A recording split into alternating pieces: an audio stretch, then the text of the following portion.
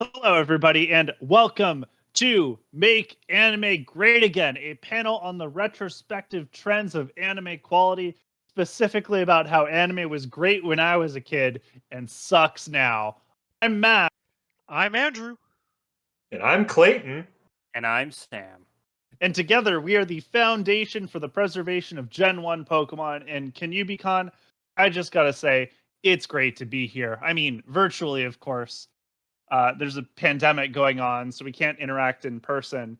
And honestly, I think that makes cons better because most people don't shower. But we'll get to that. Right, guys? It's good to not smell the audience. Very You nice. you don't have to have discovered the wonderful thing that is deodorant if you don't have people around you to disgust with your hideous body odor. Yeah, I'm just happy to be at home talking about anime or whatever this panel is about. I think it's about anime. Anyway, we're talking about anime, right, Sam? Yeah. We're Thank you. supposed to be anyway. Who Yeah, knows if we Clayton, actually know? Clayton, I wasn't talking to you. I was talking to Sam. Yeah, we haven't wasted enough time yet. No, we haven't. This is important. Anyway, Sam, where do you think anime came from? Uh, Taiwan? No, China is not the correct answer. Anime originated in America, which is where we're going to start this story because we have to tell you about where anime came from before we can talk about its greatness, and that is America. Now, I know most of you are going to say, no, anime is from Japan. And, that's imperialist Japanese propaganda, and I'm sure you still believe the shogun has power, but he doesn't. Anime came from America. This is because most people consider Astro Boy the first anime. The problem is Osamu Tezuka, the creator of Astro Boy, actually just created Astro Boy to be like the fourth triplet in Huey, Dewey, and Louie and DuckTales. In fact, here's a fan letter he wrote to Carl Barks describing how much he can't wait for Carl Barks to include Astro Boy in his DuckTales comic. Osamu Tezuka loved DuckTales. He drew fan comics all the time. Carl Barks hit him with a cease and desist, and that's where Astro Boy came from. And that's the first anime, I guess. But no, it's just in the DuckTales cinematic universe. It's the 50 Shades of Grey to Twilight. But DuckTales is the first anime. Some of you may say, I don't know, Max. DuckTales was a manga. And to that, I'm saying, okay, fine. The first serialized animated show that can be the first anime. And that was also not Astro Boy. It was Crusader Rabbit, which, little known fact, is based on the Crusades. And Andrew, do you know who the first emperor of Byzantium was? George W. History Bush. lesson. It was not George W. Bush. Common misconception. No, it was actually Scrooge McDuck. Which means the Roman Empire, anime, Catholicism, anime, Crusades, anime, war in general, anime. Astro Boy, a different version of anime, more to the root of who Scrooge McDuck was, and not all of the war crimes he committed throughout the centuries. So, a different interpretation, but an interpretation nonetheless. And everybody in Japan knows this, and they pay homage to Scrooge McDuck in many ways. I mean, have you ever wondered why Super Saiyan hair is golden yellow? It's to pay homage to Scrooge McDuck's vast wealth. All right. Well, now that we've proven this propaganda to you, and now that you know the true origins, we're going to kind of go over some of what are widely considered as original anime after DuckTales. And we're, of course, going to start with, as discussed, Astro Boy. One of the things that all of these original anime had in common was they weren't very original. So if we look at Astro Boy, let's compare it to something else. I'm going to say Rocketeer. The characters look alike, the plots are identical with the guy flying around. The only thing that is different is Astro Boy was a robot while Rocketeer wasn't. So, really didn't bring a whole lot of originality forwards. But speaking of robots, that brings us to our second original anime, Gigantor. Again, you'd think that this would bring a lot of new ideas to the table, but it didn't. It came out in 1967, which we know is well after the 1999 release of Iron Giant, which it obviously copied just about everything from, except for Vin Diesel. The Japanese couldn't afford him. He's really expensive. Um, And then third up, we have Kimba the White Lion. I don't actually think I have to tell you what this one's copying off of. Like it doesn't even try. And the best part is they also copied the whole straight to DVD cash grab scheme Disney had going. So this one was actually just unapologetically blatant ripoffs. And then next up, we have one of my favorites, Speed Racist. Speed Racer. But I mean, have you seen the show? They weren't exactly polite in a lot of their depictions of characters. Anyways, this show is very memorable. It gave us quite a few things like land speed records for talking. Um, it gave us some fun ideas with like all the traps on the raceways, fun gadgety cars. But unfortunately, all of this had been done before. We just look back at Walt Disney Magical Racing Tour, and we see that it's just nothing's new. This was all done before. It was just taking other ideas and putting them onto an animated format for everyone. As much as I love Walt Disney Magical Racing Tour, um, I'd say that my favorite, and I dare I say everybody's favorite anime from the golden era was Scooby Doo. To which many of you may be confused because you're unaware of the deep genre and narrative devices that were borrowed from Scooby Doo by the most famous shonen anime of the 90s, Dragon Ball Z. Now, many of you may be confused by this, asking, but Clayton,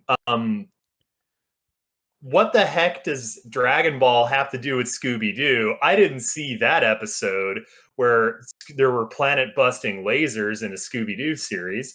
To which I have to say, yes, you clearly did miss that episode because this was the crossover episode between Scooby Doo and Jackie Chan Adventures when Jackie Chan had to face off against Super Saiyan Rose Shendu, who had the power to destroy the universe and only Jackie Chan could defeat him, clearly. Except actually, Jackie Chan couldn't defeat him, unfortunately, because it turns out that in order to power up enough to defeat Super Saiyan Rose Shendu, he would have literally torn open a hole in space time, which kind of defeats the whole purpose of saving the world. Which is why, fortunately, Jackie Chan tagged in his college roommate, Ultra Instinct Shaggy, who dribbled Shendu down around the asteroid belt through the solar system and slam dunked him straight into the sun. It was truly a sight to behold, and it is the reason why there was so much critical acclaim for Shaggy, why there's so much critical acclaim for Scooby Doo, and why it still has a new HBO series. All right. So now that we've gone over kind of the origins of anime in the 60s, we're going to fast forward to the 90s when anime was great. So we had anime that were so powerful they could change our world as we know it. So we're going to go through a couple anime that really had a tremendous impact on our lives. First anime that changed the world is, of course, Inuyasha, the true-to-life tale of how Timmy fell down a well and transported himself all the way back to 10,000 BC and met his best friend and life partner, Lassie. Now, without this tale, we wouldn't have even had the idea to domesticate dogs. There would be no dogs, no doges, no puppers, no man's best friend to speak of. Now, a movie simply wasn't good enough for this tale. So we instead made a 280 episode animated mini documentary directed by Michael Bay. We had to cut corners somewhere. We had 280 episodes to make. Now, Michael Bay, being Michael Bay, had to bring Michael Bay-ism to Inuyasha. So, of course, he recast Timmy as his ideal girlfriend at the time, a 16-year-old Japanese girl. And he had to, of course, put his self-insert OC, please do not steal. Typically, this would be played by Shia LaBeouf, but this was before Transformers. All right. And our next anime that changed the world is, of course, Cowboy Bebop. I mean, everyone here should know of this show. It had such an impact on the anime community and just the world in general. So, first off, it gave us some very realistic animation of things such as spaceships and space and other planets. So when the American government saw this in the 90s, they had a wonderful realization that they didn't actually have to go to the moon to fake a moon landing. They could just hire like 10 Japanese animators, stuff them in a basement for a weekend, and then bam, we got a fake moon landing that looks so great you can fool the Russians with it. I mean, look at this image. It's clearly just an image of the moon. There's no additions here. It's just straight out of the footage. Like, here's another one. Here's modern day. We got the space shuttle. See these two images? There's zero difference here. These are the same image. It space travel is all you've got, Andrew. Yes. Faking the moon landing. That's your highlight of a 90s anime. You're absolutely pathetic. The most revolutionary 90s anime is, of course, Beyblade. I don't know why this is a discussion. Beyblade has shaped so much of history.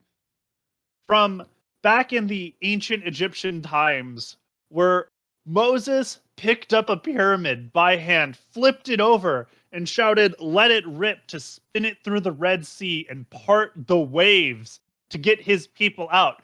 That's right, the pyramids were Beyblades. Did you know that, like, the Mayans and the Egyptians, they used to battle their pyramids over the Sahara Desert, which at the time was a lush green space. And those conflicts were so strong. And then, the Aztecs and the Mayans, they got a little too competitive and they started cheating. So what happened was the Egyptians invented plate tectonics to create the Mid-Atlantic Ridge and then parted the sea. And but before they cheated, there was Pangea, but that's what I'm saying. The continents are shaped the way they are because of Beyblades. That's not hard. Also, John Hancock was the first Beyblade American. He started the Declaration of Independence. And then they invented sports. Like what the Mayans and the Aztecs and the Egyptians were doing, that was insane, making giant stone pyramid Beyblades. The Romans were much more subdued with it. They instead built the Roman Colosseums, which were round to allow them to battle much more reasonably sized Beyblades. No, those weren't for feeding Christians to lions. They were just for Beyblades. And I think that's important. Beyblades invented, New Zealand as a continent country being separate, whatever. There were a lot of 90s anime, and I think we can't really go over all of them to the extent we've gone over the previous ones, but we have to touch on a few. From Zoid's Chaotic Century, teaching us that man's best friend shouldn't be Michael Bay's fanfic insert, but instead a robotic dinosaur, to Zoid's New Century, teaching us that you can crossbreed animals to get new animals, to Zoid's Trigun Century, teaching us, I guess, guns are cool. And Zoid's Pokemon Century, inspiring Sesame Street to teach me how to learn. And then the most gruesome of them all, inventing the concept of fear and darkness within the human soul, Zoid's Hamtaro Century. Oh God, Clayton, I'm gonna be sick. Help me. It's okay. Move on. It's okay, Max, because as traumatic, dare I say, as Zoid's Hamtaro Century was for me too, it's okay. It's not real. You don't have to, let it control your life. I still, then you every do time I have go to pet let go and see hamsters. Man, I just can't. Well, the one thing you can let control your life, and actually must let control your life, is the greatest anime ever created. And now I'm not talking about Scooby-Doo either. I'm talking about an anime starring Toru. Sorry, that's the wrong Toru. I'm not talking about that one. I'm talking about the wacky sidekick Toru, the sumo wrestler. That one, that's the right one. That's the Toru I'm talking about. This anime also was pivotal in the academic world for inventing the entire academic discipline of archaeology, as well as the mere concept of an artifact. It turns out that before this anime, humans never actually built anything. They just kind of, stared off into the ether and imagined a better world. Not only that, this anime was also Ganondorf's breakout anime role, shown here depicting a suave bartender / blackjack dealer on an airship casino. We're of course talking about Jackie Chan Adventures, starring famous Japanese martial artist Jackie Chan, known around the world for collecting the ancient talismans, defeating the forces of darkness, teaching wonderful moral lessons to the children's, and apparently also Spanish lessons in his spare time. Truly a paragon of bilingualism. And that's why, for all these reasons and more, we are announcing for you here at KinYooBiCon exclusively. For real, we are collaborating with Crunchyroll to bring back the Jackie Chan Adventures anime. You heard it. You should go to our Kickstarter page. It's totally real, and you can give us money to make this anime happen, because we're going to need a lot of it, unfortunately. We're going to need $100 million, actually, for the trailer for the pilot episode. And the reason for this is because with art like this, you truly can spare no expense. We're going to hire Tom Hanks to hand draw the entire thing in crayon, because it turns out that if you're good at one type of art, you must be good at all types of art. It also turns out that we need a lot of money because Crunchyroll is currently suing us, claiming that we're fraudulently claiming to be working with them on an anime project. And honestly, I don't know what all that's about. This is just them starving for attention and upset at their role in the precipitous decline that has happened since the Golden Age. All right. So now that we've gone over the 90s, you can see just how incredibly amazing they were. But what made the 90s so great? It isn't just the edge. There's more. So to break this down, we're gonna break it down into 7 samurai of 90s anime. So these 7 samurai represent the best things that anime would ever be known for, past, present, and future. Without these samurai to keep 90s anime great, the anime industry would have just been cut down, just like the farmers. So the first samurai of 90s anime is, of course, the love triangle. You know, when a guy likes a girl and another guy likes a girl, and those two guys have, it doesn't really matter how they feel about each other, as long as they also don't like each other the same way as they like the girl, conflict ensues. And no 90s anime did this better. The noted 2000 live action movie, The Room, about hardworking everyman Johnny, his no good wife Lisa, and his cheating best friend Mark, who stole his girl. And I just gotta say, Mark, you may be Johnny's best friend, but you are one useless best friend. Oh man, speaking of useless friends, we have, of course, the useless sidekick. His general purpose in any particular show is to make the main character seem better by comparison by being just so crap. In an action show, he'll generally job for the bad guy. The guy who always needs a sensu bean. The guy who gets killed by a single Cyberman, the intergalactic equivalent of a Raditz, which is itself the intergalactic meter for mediocrity. How about next time you want to show off your Wolfang fist and get killed? You just pull a Goku and stay dead. Because nobody wants you. They're getting the Dragon Balls together out of obligation. Our next samurai is, of course, giant robots. Giant robots are ubiquitous to anime. How can we not talk about it? Even ancient Japan had robots. They were just made out of castles. But robots are just the embodiment of power, technology, and beauty all in one. Now we just need a giant robot Waluigi and I can die happy. But if you don't believe me about how important they are, there's many shows dedicated to them that are going into the details of just how useful giant robots can be in every single situation, and they can save the day with only the press of a button.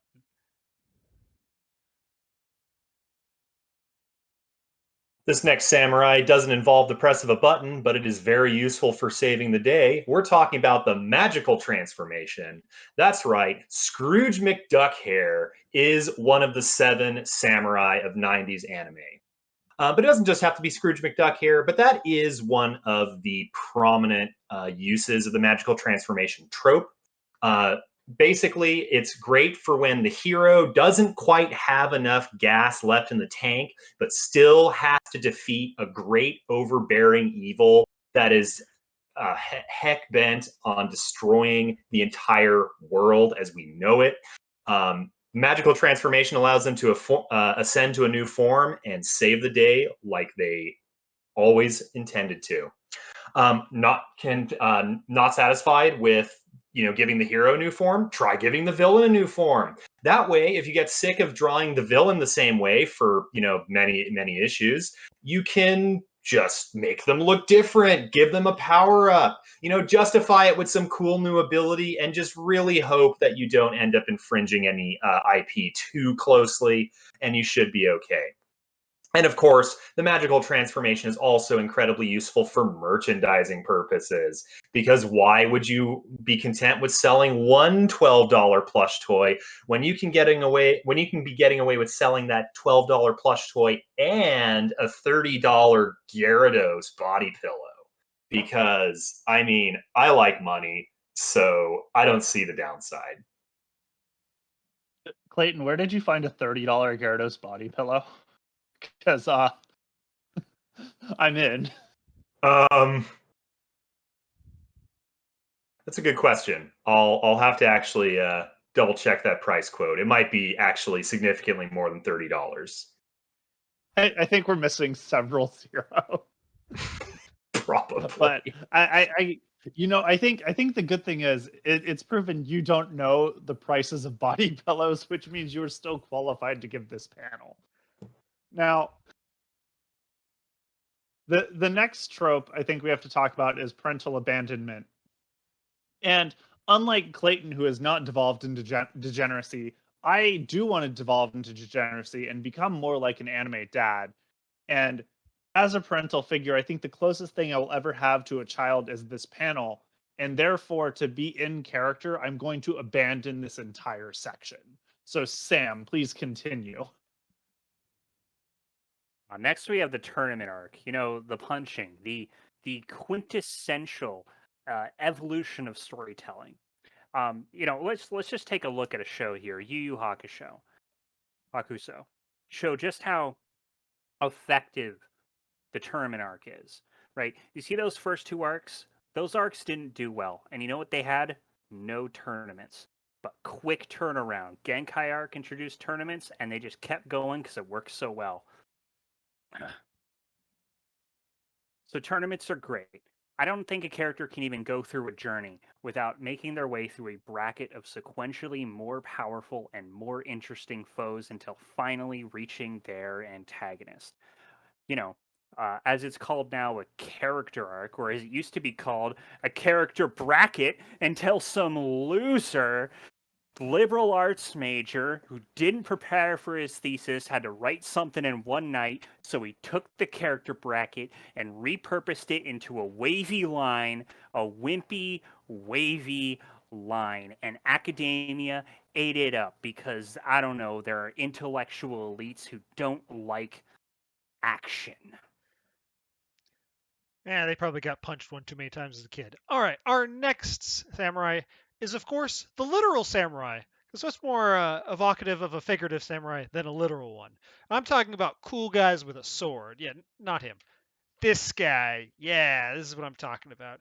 Fighters with an unbreakable resolve. 3rd level, you get advantage in all attacks for a round and bonus HP. And at 7th level, you get a big bonus to charisma checks based on your wisdom score. But like any power gamer, you should be dumping that wisdom anyway, so that matters a bit less.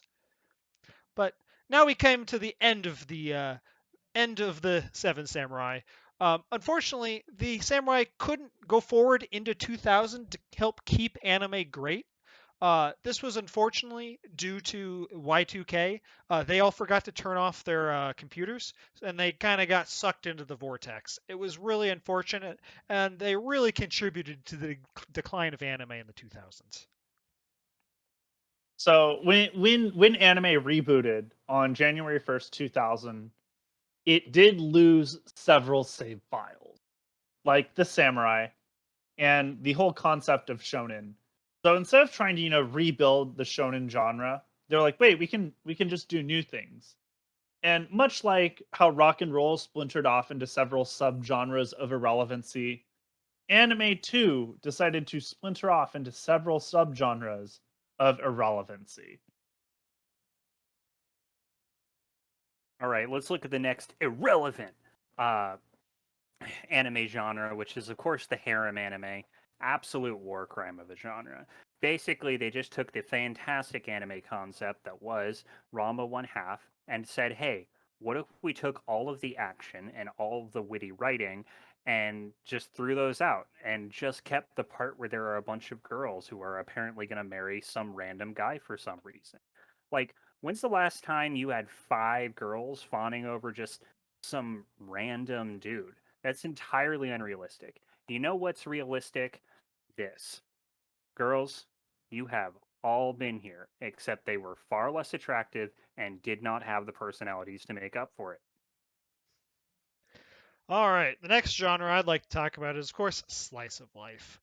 Oh man, it's just going and watching people do things that you could go do right now. It's like IRL on Twitch, and we all know nobody watches that. Like, let's go to the Wikipedia entry. Describes mundane experiences, lacks plot development, conflict, exposition, open ending. It's like, I didn't even have to edit Wikipedia to make it say this. This is just there. So honestly, by doing just about anything, even watching this panel, I think you're more interesting than a slice of life anime. But but people rally around cute girls, and if that's your jam, just go buy a coloring book. Then you can rip out any of the pages of girls who you don't think are the best girl. One fortunate thing about the early 2000s is that due to its massive popularity, they were unable to completely abandon shonen as a genre. Um, Dragon Ball was successful enough where basically he's Japanese Superman now.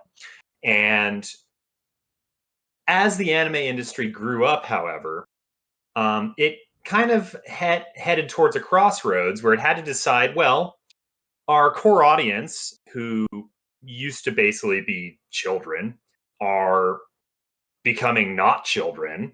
And as they age, maybe they're looking for more sophisticated plot lines, more mature storylines that can really grab their attention, and not just a bunch of burly dudes punching each other.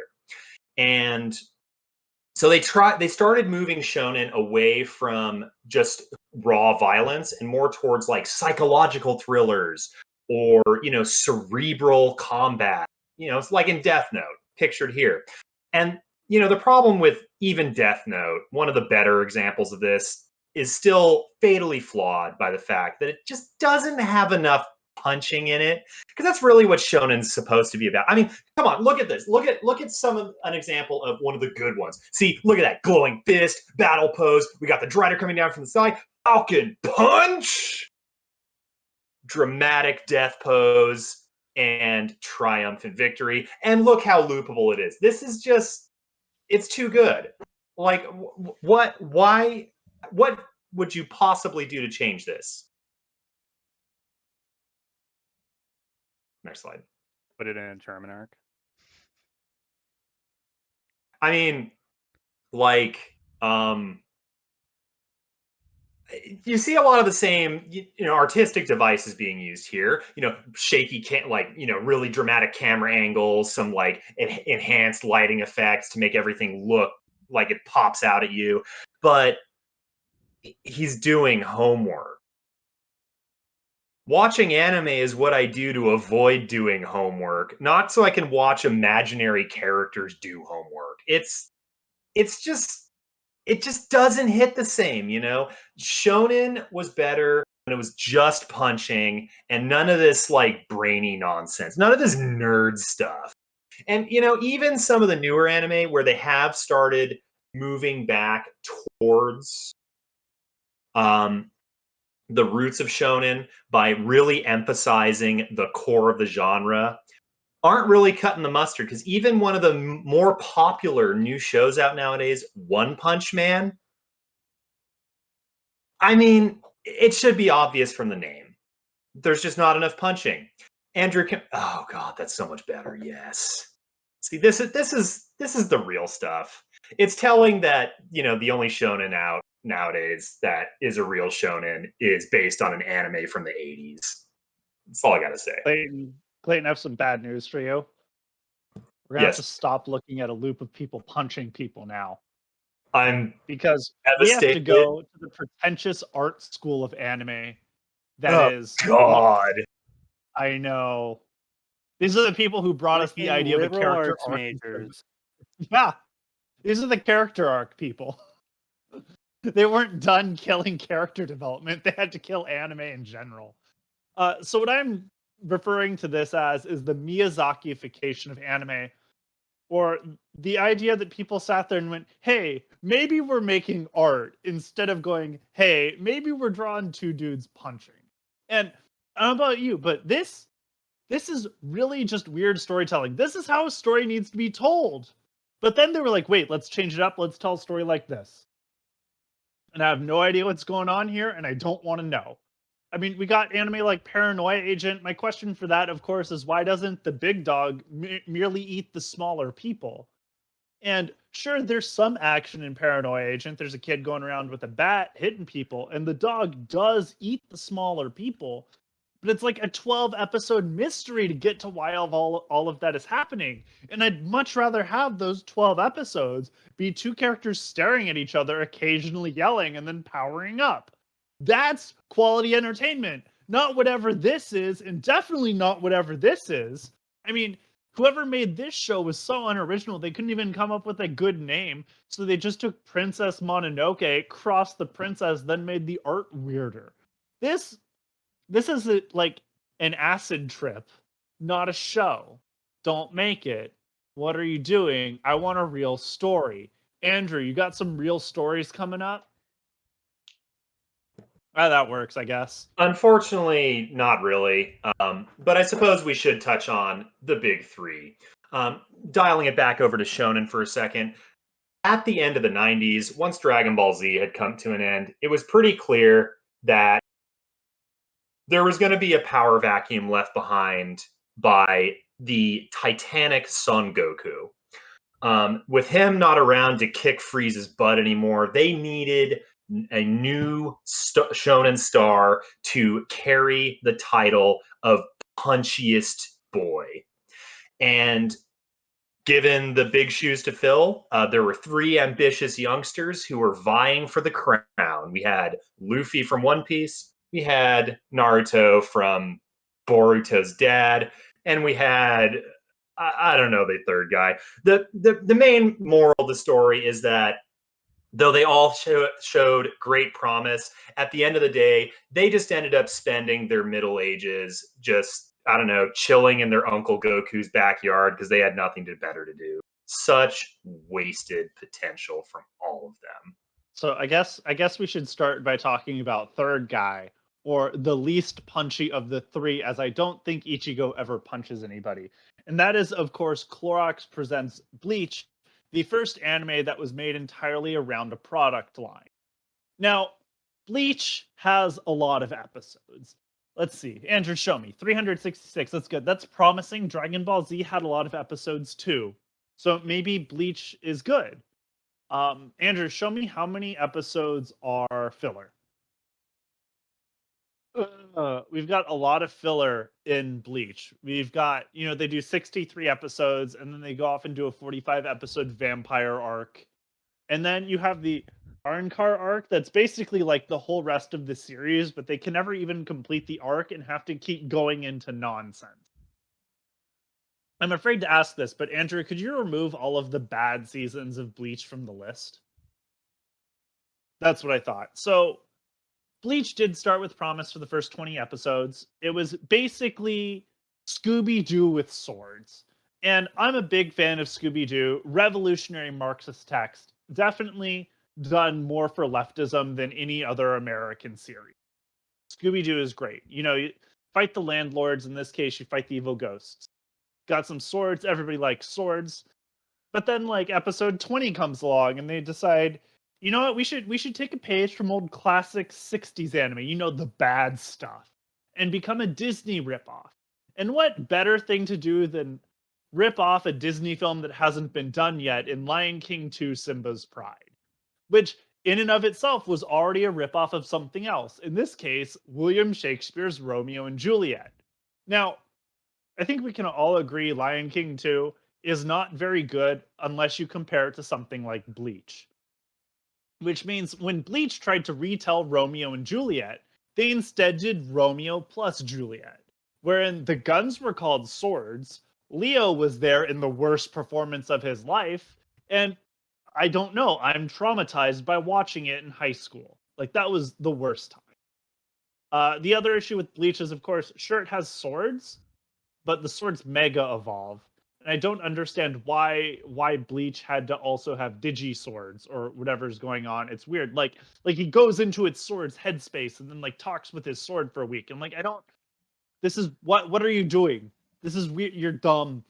And it was so dumb that eventually people who were reading Bleach just kind of abandoned it. Like they just went, you know what, this is too dumb even for me, a an enjoyer of Bleach, and it just really cratered among the Shonen Jump rankings to the point where it had like 6 weeks to finish itself, which is honestly 6 more weeks than it deserved. Next, we have an anime that started with so much promise you could believe it, only to fail miserably. We have Naruto. So, like, what is Naruto, right? So we've got like this main character who, instead of being an accidental pervert, is an actual pervert. We've got this respectable level 7 Karen being replaced with a level 11 Karen. That's just way too much Karen. She's about to shoot some protesters. And then we just took Krillin and said, "Hey, go to Hot Topic." He came out with a wig and everything. It was interesting. Um, so what's bad about it, right? Like, it's ninjas. Ninjas are cool. I like ninjas. There's a lot of rich ninja stuff you could do with ninjas, but I guess they got bored of that after half an episode and decided to shift gears straight into Harry Potter fan fiction. And instead of using wands, they do stuff with their hands. And you know what the problem with doing stuff with your hands is? Those hands are supposed to be throwing shurikens. Okay? Like, you're a ninja. Why are you summoning frogs now? This isn't Final Fantasy. Okay, so that's why the first half of the show failed. For the second half of the show, they tried to inject it with a bunch of whole new great ideas, like having magical drill transformations, except they're from Hot Topic or whatever, and then having him be more like Goku and shoot laser beams. And then they decided, hey, what if our villains weren't really villains? Just take more bad ideas from Harry Potter. It was gross and weird the first time. Doing it 5 more times was a bad idea. So this, of course, caused Naruto to just drop right off the rankings. Ugh.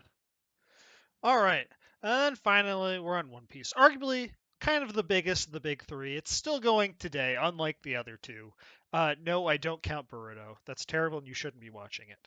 All right. It's also one of the biggest things in Japan right now. But I would have expected something that big to have less problems than a Crazy X. So, my first problem with it is, of course, with this clock tower. If you've seen any One Piece, you'd know that pacing is kind of an issue.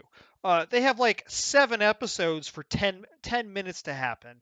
So it's like it's kind of rough, bud.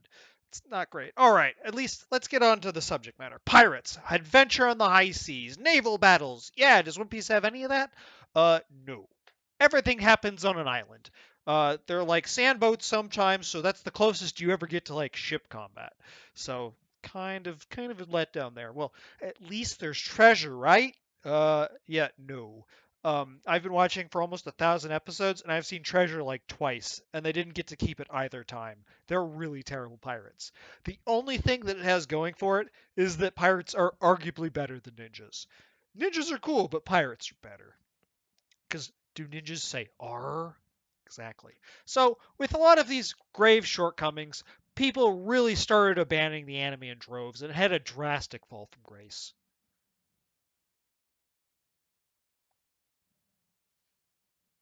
So, my colleagues have discussed the big three, but it turns out that there's almost an honorary member of the big three that many of our fans have repeatedly asked us to talk about, and that's Fairy Tail. And, you know, I think they have a point. The big three have been discussed to death, but Fairy Tail, other than, I don't know, I see it on Netflix occasionally, as in I see that it is on Netflix. I don't think it's really gotten the attention and discussion that it deserves. So, in honor of our fans who have asked us for this, we're going to go ahead and analyze Fairy Tail as a proper member of the big three. And it turns out that Fairy Tail is a garbage show, and if you like it, you're a garbage person. I mean, just look at the graph. The graph doesn't lie. One Piece had its drop to 2, and Bleach had its precipitous fall to 13 on the chart. But Fairy Tail was so bad that it went all the way to infinity, overflow errored the universe, looped back down the list of numbers almost back to 0, landing somewhere between -64 and -63. Except for that one year in 2012 where where Shonen Jump forgot it even existed. So that just kind of goes to show how impactful Fairy Tail is. It was impactful because it's a punchy shonen, and it's still bad. That's how bad it is. I forgot what anime you were talking about. Pixie Foot. I think Pixie Foot. Yeah, Pixie Foot sounds like a real show. It couldn't be Fairy Tail. That's fake. Anyway, now we have to talk about modern anime because the trends of the 2000s, i.e., creating genres that weren't shonen, caught on and continued. But the landscape changed. No more harems, and mostly just harems. No, those are still there. But we got new genres, worse genres, reinterpretations of other genres, other things we just want to complain about because, again, current anime is not what we grew up with, and we are still bitter about that and feel bad for your childhood. First on this list of just heinous new trends is sports. Like, this one hits particularly close to home because everyone knows sports are for jocks, anime is for dorks. This arrangement has led to a clear balance where the dorks get bullied at school by the jocks who literally dribble them up and down the basketball court or give them wedgies or whatever, steal their lunch money. And the nerds get respite from this at home when they bury themselves into another binge watch of One Piece or whatever. The problem is that increasingly there are sports anime, meaning like this garbage basketball show that some old roommates of mine used to watch back in the day and are still watching now. I think maybe, I don't know, I haven't paid attention because it just reminds me of this. And I think the bulk problem with sports anime, other than the fact that it is a grotesque invasion of jocks into dork space, is the fact that it's another flawed reinterpretation of the shonen genre. You still have like quirky middle school dudes with some with spiky hair, some with weird hair colors, doing their best to achieve, some sort of goal to overcome long odds as the scrappy underdogs. And they even include magical transformations when the going gets really tough. You can see that cool little like key aura he's got around him and the game face he seriously has on because he's really focused. He's really going to put that sports ball into the sports ball receptacle. And honestly, it just feels hollow because this like high school basketballers aren't what we watch shonen for. We watch shonen to experience utterly unattainable male physiques and planet busting lasers. And like you just can't compare with that. It's the rules. and you keep breaking them, and you keep encouraging them by watching this garbage. So please just stop. Please.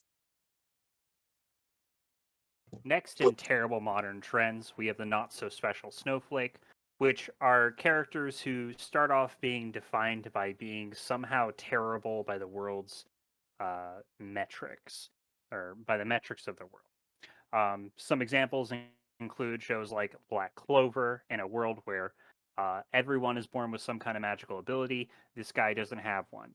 In a world where your MP bar is what determines your value as a human, this guy's got a really, really small one. And then in a world where everyone's born with superpowers, your superpower is to have a pinky toe. Except, oh man, it turns out my no magic is actually an anti-magic power, which makes me really awesome in a world full of wizards. Oh, I have a tiny MP bar, but my magic attack is super, super high, so actually I'm really cool. And then, oh man, Meat Daddy is gonna give me his powers because he thinks I'm better than other people. Okay, and this sets you up with just very unrealistic expectations. You have this idea that if you go out, get an education, show the world what's special about you, or, just show the society that the metrics by which they measure you are wrong somehow, uh, um, that you'll, succeed and be recognized and have friends, but none of these things are going to happen. Your college degree is a waste of time, and I mean, let's face it, you are mediocre, and the world has judged you correctly. All right, our next terrible genre that came out of the modern era is, of course, the isekais, because it's the whole virtual world idea. So first off, the whole concept is flawed because it's watching other characters participate in escapism is your escapism. It's just kind of awkward. It's like, what's more fun than watching somebody else play a video game? Wouldn't you rather be playing that game yourself? I'm not talking about Twitch. Twitch is great. And the worst part about all these like fantasy worlds, they call them fake in their own fantasy. So it's like they can't even double down and just pretend it's an actual fantasy world. They have to say, no, no, no, we just have a normal world, and then they're playing video games. And like we don't even have video games that are that like cool in like our world. It's like, in fact, it's just it's terrible, and they all follow the same exact plot. Starts out with some a taco loser who can't get a single friend interested in them. All of a sudden, they get hit by a bus. They have more skill points than sensibility, and the chicks can't keep their hands off of them.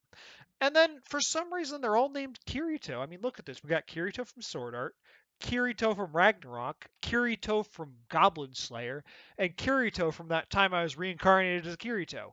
I mean, like, look at this. They all look alike. They just have the same character template. Though I do have to say, isekais did bring us one good thing, and that is, of course, Truck-kun, the bumper that launched 1,000 Worlds. So he saves our world from all of these isekai protagonists by sending them into their own worlds, because he doesn't want them to ruin our world. The one good thing about this whole thing is the authors never seem to focus on Truck-kun, so they haven't ruined his character design yet. So with anime, just totally as much of a disappointment to us as I am to my father, I think we have to talk about why this happened. And we have some theories. I don't think George W. Bush is the cause of the fall of anime, though he might be related. But we do have some theories. So Andrew, you want to kick us off with the first theory about why anime sucks now? Yes. My first thought is that us, the fans, are to blame. With the creation of the internet, we have voiced a lot of opinions about how, oh, we hate this character, we like this character, so and so should get together. Back in the 90s and before, when anime was great, we didn't really have that kind of echo chamber, and the anime creators were just doing this in a vacuum. But nowadays, if someone's creating anime, they can go look at a forum and say, "Oh yeah, someone's got a good idea on the internet." And I mean, have you seen us? We're not qualified to do an anime panel, and we're definitely not qualified to help write an anime. So I think all of the feedback that gets from us back to the anime content creators is really kind of dragging the whole medium down into the dirt.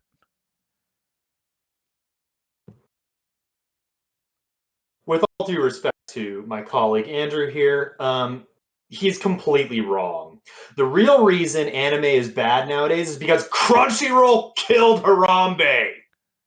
Now you see, anime goes through natural greatness cycles. Anyone who tells you that human involvement is to blame at all is just a conspiracy by big geothermal. You see, anime oscillates between greatness peaks and greatness trough. Greatness peak, greatness trough. The last greatness peak was Jackie Chan Adventures, undisputably the greatest piece of art created by the species. The latest trough is, well, what we're in right now after a long, slow decline. And fortunately, the prophecy stated that we were supposed to have left the trough by now. Harambe was supposed to find a Dragon Ball GT box set in his enclosure, binge watch the entire thing in a weekend, become the Golden Uzuru, ascend to godhood, and usher in a new age of anime greatness with shonen that has the correct amount of punching in it. But unfortunately, this hasn't happened yet. And it's never going to happen because Crunchyroll caught wind of this. They decided they didn't like this idea because they were making too much money off of their garbage sports anime and terrible slice of life nonsense. And, you know, the isekai crossovers that, like, what even is that, people? Really? Come on. So they were making too much money off of this. And making good anime meant they would have had to actually try, right? So they decided they didn't want to. So the one thing they were willing to try was they wanted to try killing Harambe. So they hired a gunman. The kid in the cage was a plant the whole time. That wasn't natural. He was fed in there by Crunchyroll's goons. And then kerpow, Harambe's dead. And now the world is garbage. Also, anime sucks still. And honestly, it's really just sad. I need a minute. Hang on. Even if we disagree on how we got here, we all agree that anime is terrible. So, can we fix it? The answer is no. We gave Max the receipt. We knew he was bad with those. I think I used it as a tissue. Thank you for that, bust. Max. You're All right, so welcome. let's just put this into a visualization for you. You see this black hole? So if we were anywhere like in the yellow outside the red horizon, we'd be fine. We could do like a 2001 Space Odyssey slingshot maneuver or something, and then we would be out into the greatness again. But nope, when Harambe died, we went down into the gutter, just like the mini golf, and there's no getting out of that hole. It's gone forever. You're never getting your ball back. So, but we do have a couple things we can do to try to make it more livable now that we're in it. First off, take a shower, preferably every day of your life, but especially after watching this panel, I'm pretty sure I can smell you from here. Even though you're at home, that's how much you need to take a shower. Number 2, take your waifus and put them in the trash where they belong. I'm sorry, Max, Nicolas Cage belongs there. I know how much you cared about him, but it's not healthy. And Distraught. And number 3, please stop doing this. I mean, Clayton had to go to therapy after looking at this image. We can't have it on screen for more than 15 seconds without triggering him. I'm averting my gaze. I 10, can't. 11, 12, right. 13, 14. And that's the end of our panel. Thank you. No, it's not. We still have a response to our critics, Andrew. Oh. All of the mean things people have said about us. We don't actually have responses to those because every time I read them, I cry a lot like that. But we just wanted to know, first of all, are we nostalgia tripping? Yes, we are. Anime peaked during Outlaw Star. I think that's objectively true. Anyone who disagrees with me has bad opinions. Second of all, are we serious? Yeah, I mean, duh. I brought my brother Sam in here just so I could put a serious Sam thing in here. Yep. Also, like, I mean, look at that dude. He's wielding a giant Beyblade gun. There's a Beyblade in the background. I'm pretty sure that demon's carrying a Beyblade. This is just art. And I will not apologize for it. Just like we won't apologize for this panel. No, we won't. But we will say thank you for watching KinYooBiCon. We hope you have a Yes. great con. You can Have a follow great us on con. Woo! you can follow us on Twitter at 5th Gen, not PKMN, because 5th Gen isn't Pokemon, man, and And you'll get it's content important you about the same acknowledge level of that. quality as this. It is. Hey, my Pokemon Unite username is even 5th Gen, not PKMN. So I'm committed to the cause. Can't Yeah, play think about Crustle that. and have to bully them if we find them. Yeah, if you play Crustle against me, I'm just going to target you the whole game. Doesn't matter if we lose. All right. Well, thank you for watching, everyone. Bye. Bye forever, KinYooBiCon. Peace. Right.